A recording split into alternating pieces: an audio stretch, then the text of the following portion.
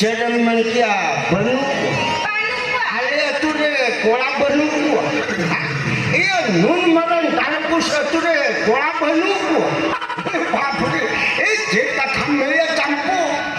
बामन वादू जे कथा मिले ए दिसों रे पर तुमको आचावा खा